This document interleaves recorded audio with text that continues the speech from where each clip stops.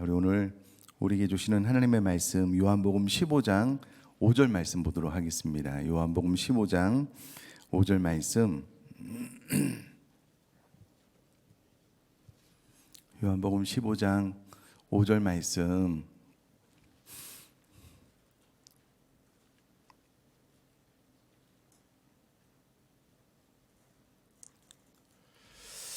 찾아놓으시고요.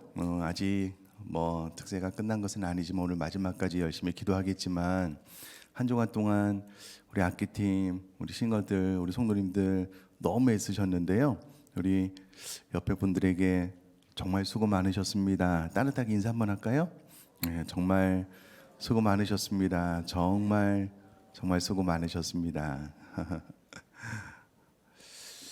자, 우리 하나님 앞에 감사한 마음을 가지고요. 우리 요한복음 15장 5절 말씀 같이 읽도록 하겠습니다. 시작. 나는 포도나무요 너희는 가지라. 그가 내 안에 내가 그 안에 거하면 사람이 열매를 많이 맺나니 나를 떠나서는 너희가 아무것도 할 수 없음이라. 아멘. 자, 오늘은 좀 내용이 많아서요. 복습하지 않고 바로 말씀을 좀 나눠야지 시간을 맞출 수 있을 것 같습니다. 말씀 제목이 왜 예배인가, 어떻게 예배할 것인가 라는 제목입니다. 우선에 왜 예배인지 이 부분을 먼저 좀 나누겠는데요. 설명을 쭉 들으시면 되니 저를 한번 봐주시면 좋겠습니다. 잘 아시는 것처럼 창세기에 보면 하나님께서 말씀으로 온 세상을 창조했다라고 기록이 되어져 있습니다. 하나님은 말씀으로만 세상을 만드셨습니다. 하나님께서 말씀하시니까 이 세상이 만들어졌습니다. 이 사실을 통해서 하나님의 전능하심, 하나님의 무한한 능력을 알 수 있습니다. 왜냐하면 하나님께서 말씀으로만 이 세상을 창조하셨는데요. 있으라 하니까 생겨난 거예요. 하나님의 전능하심, 무한하심, 스스로 계심, 무엇이 부족한 것처럼 사람을 통해서 취함을 받지 않으셔도 되시는 하나님이 창세기를 통해서 잘 드러내주고 있습니다. 하나님은 창조를 통해서 하나님의 영광, 전능하심을 드러내 주셨고요. 이 광활한 우주를 만들어 놓고 하나님은 하나님의 형상대로 우리 사람을 지으셨고 하나님을 대신하는 대리 통치자로서 우리 사람에게 이 온 세상을 다스리고 통치하라는 문화 명령을 허락해 주셨습니다. 단순히 명령만 하신 것이 아니고 우리 안에 하나님의 형상을 허락해 주시고 또 하나님과의 친밀한 교제를 통해서 무한한 하나님의 지혜, 능력, 영광, 사랑 이 모든 것들을 공급받아서 삶을 살아가도록 하셨습니다. 우리 사람이 하나님의 형상대로 지어졌기는 하지만 우리 사람은 유한한 존재입니다. 우리 안에 능력이 하나님처럼 무한하지 않고요. 유한하기 때문에 예를 들면 이 대지에 뿌리를 내리고 있는 이 나무, 꽃들 뿌리에서 대지에서 뽑아내거나 혹은 꽃 가지를 꺾으면은요 잠깐은 살아있는 것 같지만 이내 시들시들 말라 죽는 이유는 스스로 무한한 힘을 발휘하지 못하기 때문에 그렇습니다. 우리 사람도 그렇습니다. 그래서 애당초 하나님께서 우리 사람을 만드실 때는 무한하신 하나님, 유한한 인간이 무한하신 하나님과 교제함을 통하여 무한한 하나님의 능력, 지혜, 사랑, 힘을 공급받아 살 수 있도록 우리 사람을 창조하셨습니다. 그리고 하나님은 우리와의 친밀한 교제를 통해서 늘 하나님의 능력과 사랑을 우리에게 공급해 주셨거든요. 근데 잘 아시는 것처럼 아담과 하와의 타락으로 인해서 하나님과의 관계가 단절되었습니다. 이것은 아담과 하와 스스로 죄를 짓고 난 이후에 하나님을 피한 것을 통해서 알 수가 있습니다. 애당초 우리 사람은 유한한 존재로 지어졌는데요. 그래서 무한한 하나님과 교제하면서 무한한 하나님의 힘과 능력과 사랑 공급받아서 살아갈 수 있는 존재로 지어졌고, 하나님과의 친밀한 관계 안에 있을 때에 이 세상을 다스릴 수 있는 대리 통치자로서의 사명을 감당할 수 있는데, 아담과 하와가 죄를 짓고 하나님과의 단절 이후로는 하나님을 피하게 된 거예요. 대지에서 뿌리가 뽑힌 나무처럼, 가지가 꺾인 꽃처럼 진짜 영적인 육적인 죽음이 왔습니다. 이런 아담과 하와를 하나님께서 불쌍히 여기셔서요, 하나님께서 먼저 아담과 하와를 찾아오셨어요.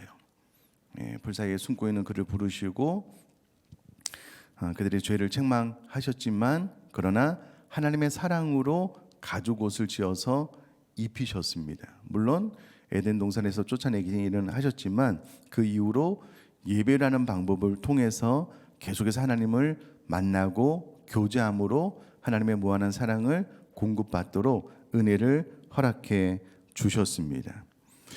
그 이후로 하나님께서 성막을 통해서 제사법, 예배법을 알려주시고요, 사람의 죄를 용서하심으로써 끊임없이 하나님을 만나 하나님의 무한한 힘과 능력과 사랑을 공급받도록 하셨습니다.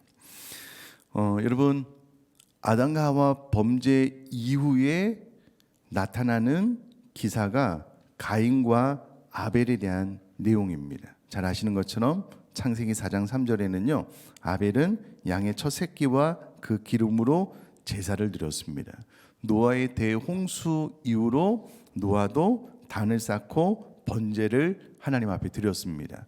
아브라함도 이동할 때마다 제단을 쌓고 하나님 앞에 예배를 드렸고요, 이삭과 야곱도 마찬가지입니다.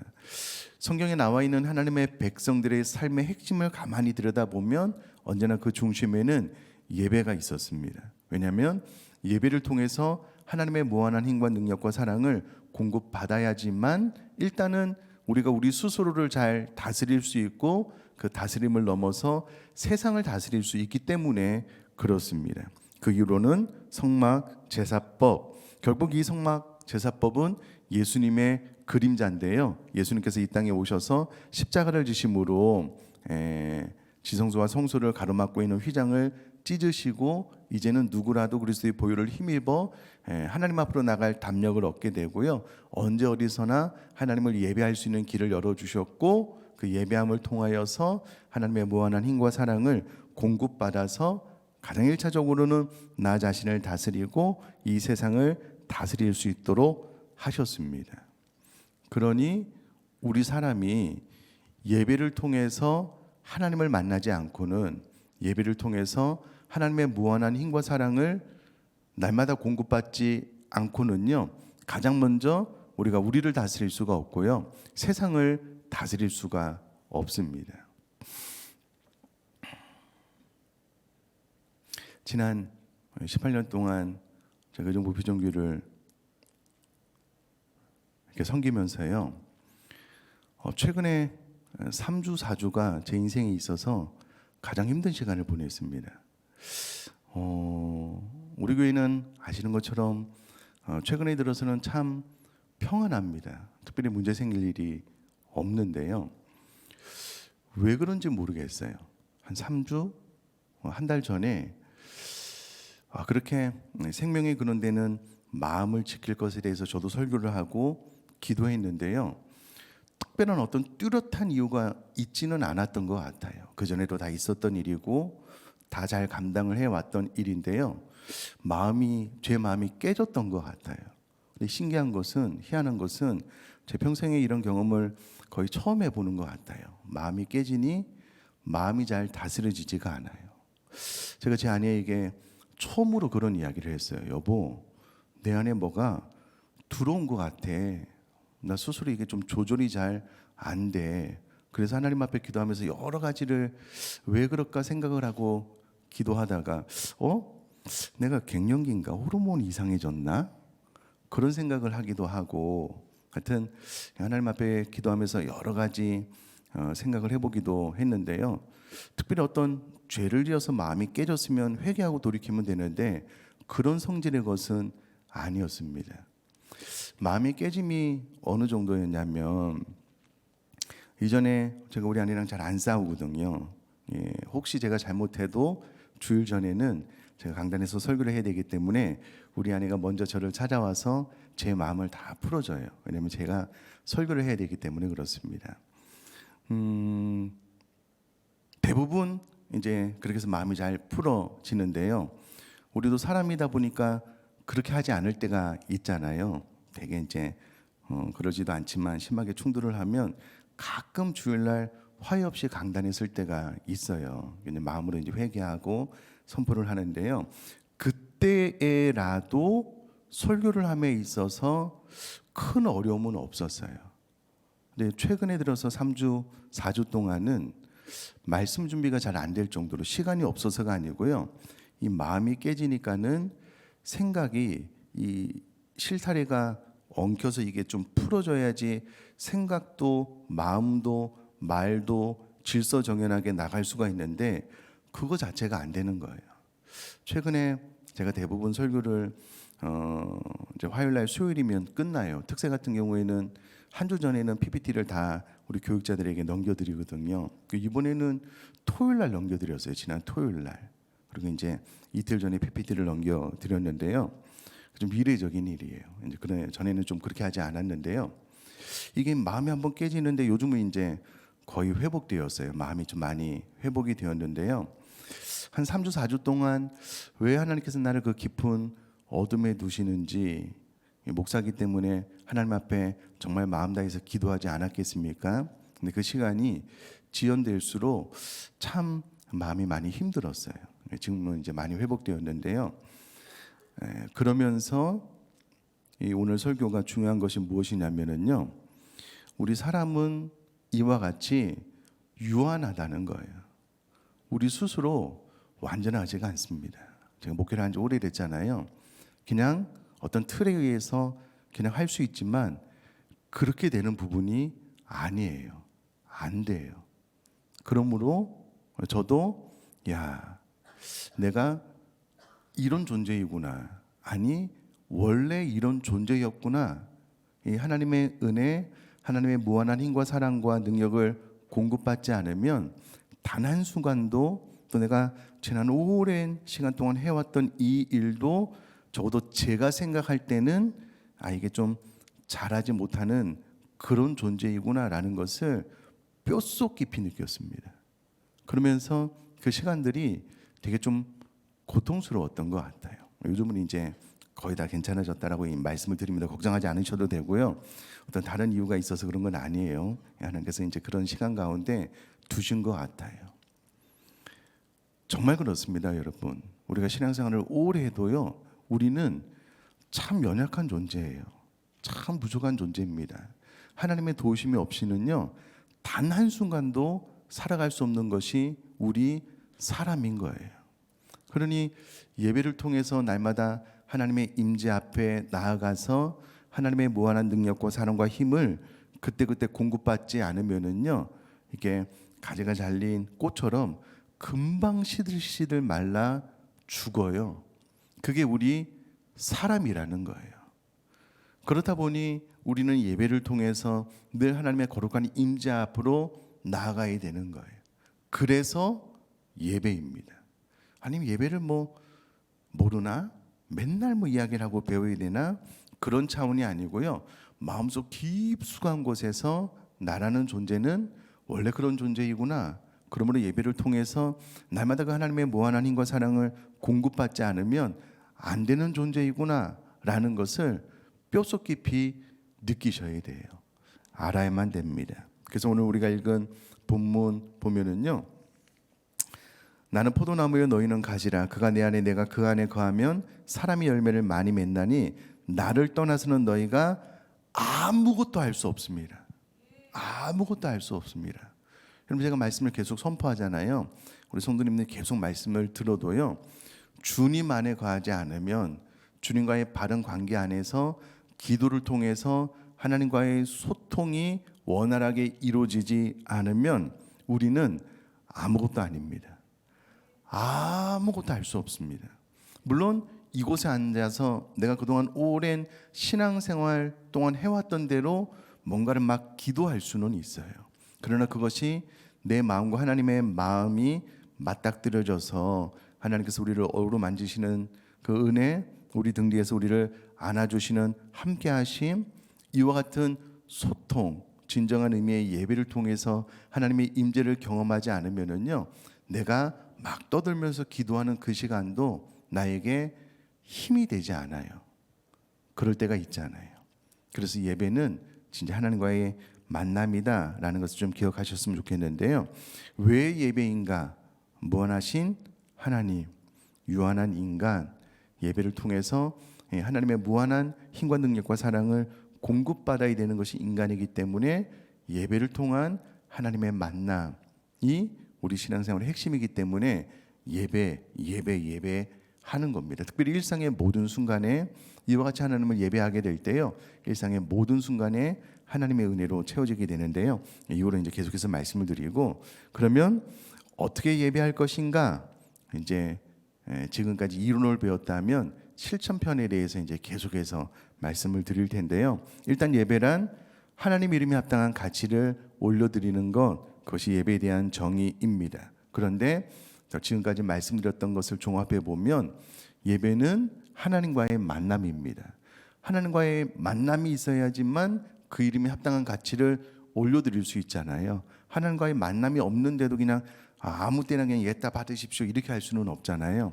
하나님과의 만남을 통해서 하나님의 이름에 합당한 가치를 올려드리는 것이 예배인데, 앞서도 말씀드렸던 것들을 쭉 기억해 본다면 예배는 하나님과의 만남을 통한 하나님과의 사귐, 교제를 통해서 하나님의 무한한 힘과 능력과 사랑을 공급받아 먼저는 나 자신을 잘 다스리고 세상을 다스리는 방법을 통해서 하나님의 이름에 합당한 가치를 올려드리는 것이다.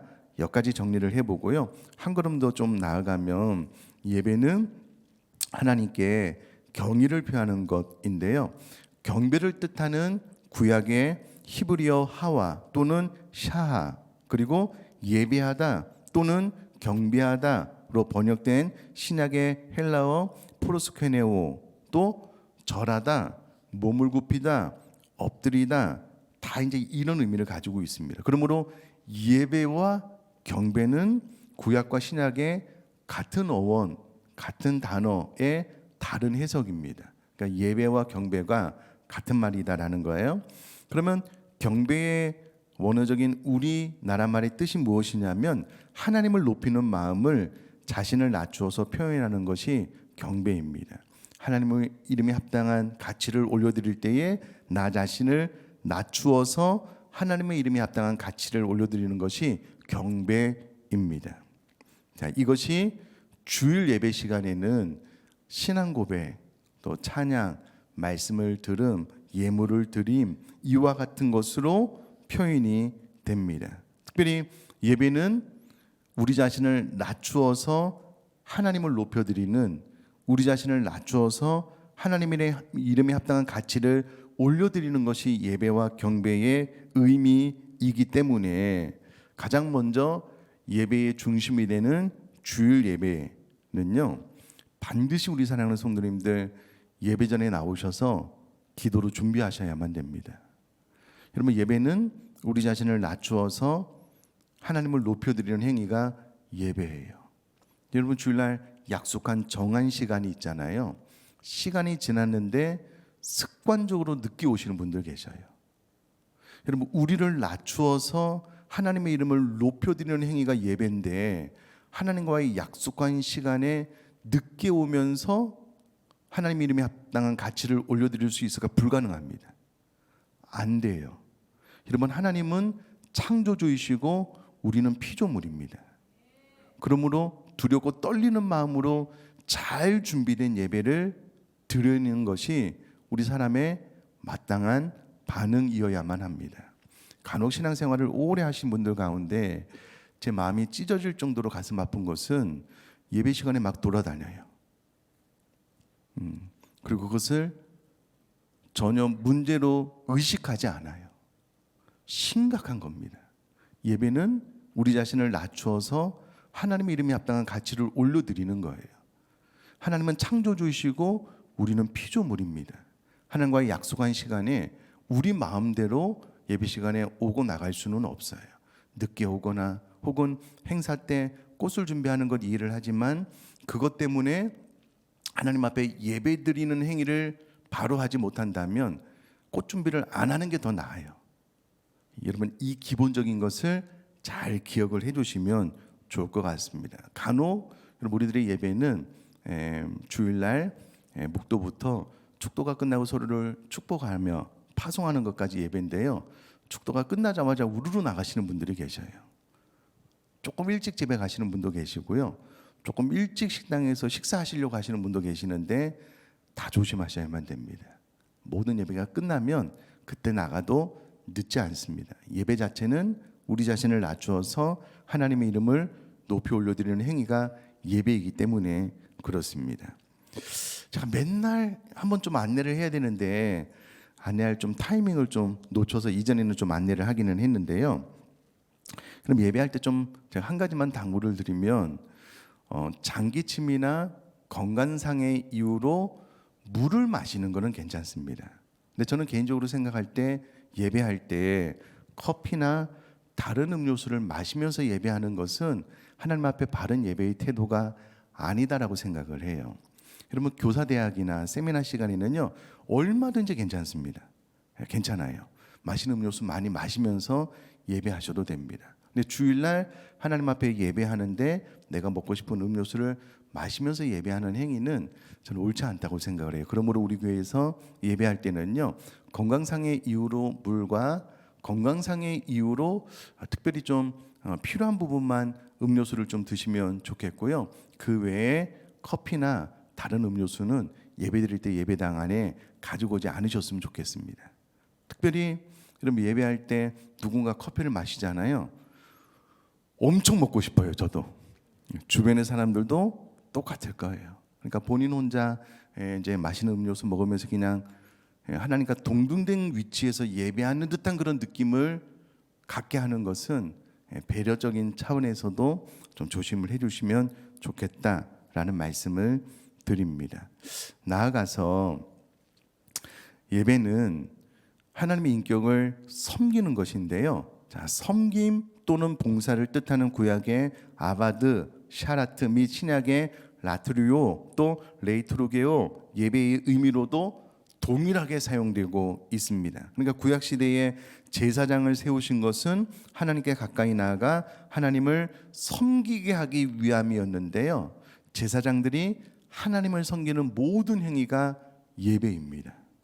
그러므로 주일날 예를 들어서 성찬, 애찬, 봉사하시잖아요. 반주도 마찬가지고 찬양 봉사도 마찬가지고 이 모든 봉사의 행위도 하나님을 예배하는 것이다 라고 생각을 하시면 좋겠습니다. 왜냐하면 원어가 그렇게 이야기를 하고 있기 때문에 그렇습니다.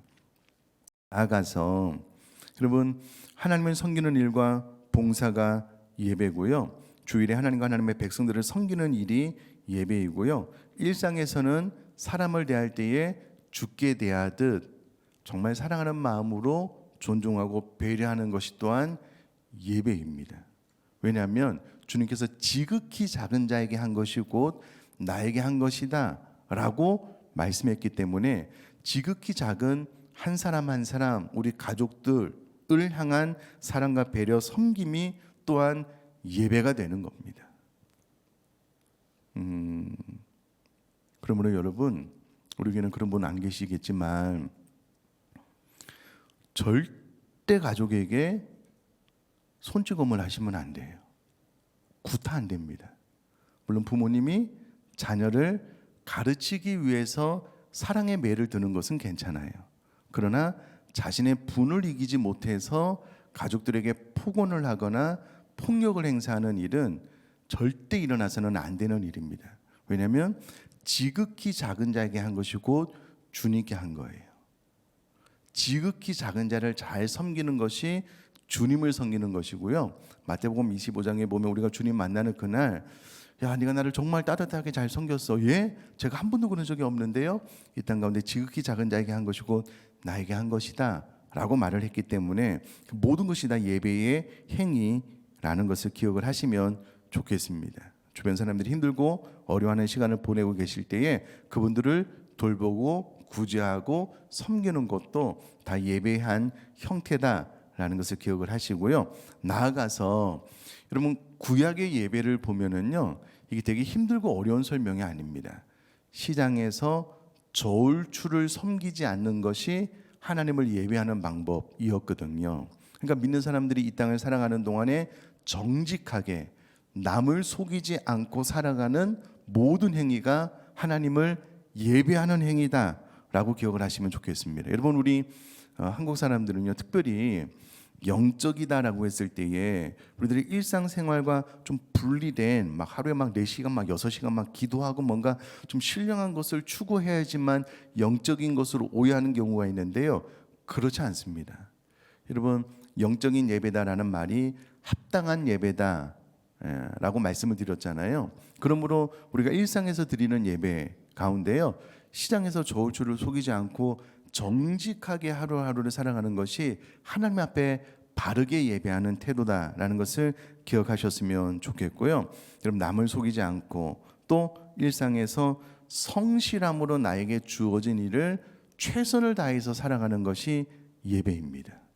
나에게 맡겨진 일을 불성실하게 아무렇지도 않게 살아가는 것은 하나님 앞에 바른 예배자의 태도가 아닙니다. 그래서 하루하루를 주어진 시간 잘 활용하면서 성실하고 정직하게 살아가는 것이 일상에서 하나님 앞에 드리는 예배다라는 것을 기억을 하시면 좋겠습니다.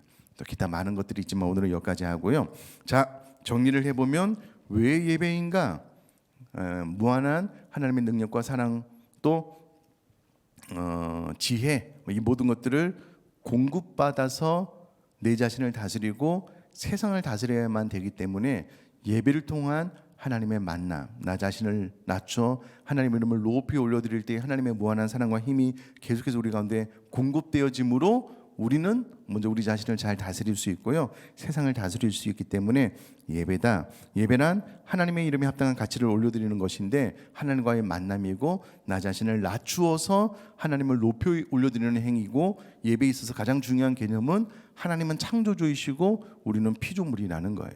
절대 동등된 위치에서 예배하거나 마치 내가 하나님과의 동등된 위치에 있어서 예배 시간에 내가 막 마음대로 해도 되는 것처럼 오해하시거나 착각하시면 안 된다라는 겁니다. 정말 우리가 할 수 있는 최고의 표현을 가지고 예배 일찍 와서 기도로 준비하고 예배가 시작되었을 때는 최선을 다해서 예배하고 예배가 다 끝나고 나면 서로 축복하고 격려하고 돌아가는 것이 바른 주일 예배의 태도다. 또 조심해야 될 것들 말씀을 드렸고요. 일상에서는 저울추를 속이지 않고 섬김, 봉사, 사람을 섬기는 것, 정직과 성실한 삶으로 살아가는 것, 그것이 하나님을 바르게 예배하는 것이다 라는 것을 말씀을 드렸습니다.